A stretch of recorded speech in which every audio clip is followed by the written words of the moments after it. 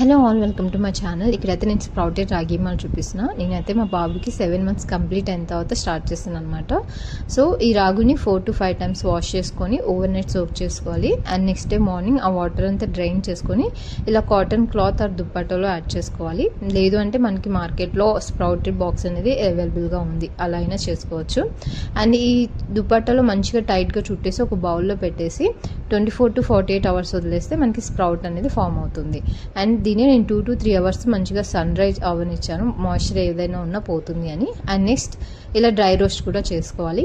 And తర్వాత ఇది mixie గ్రైండ్లో mix చేసుకుంటే ఇలా పౌడర్ రెడీ అవుతుంది. అండ్ మనకి ఫైన్ పౌడర్ కావాలంటే సీవి కూడా చేసుకోవచ్చు. సో నేను ఆ క్లిప్ అయితే ఇక్కడ మిస్ అయిందనమాట.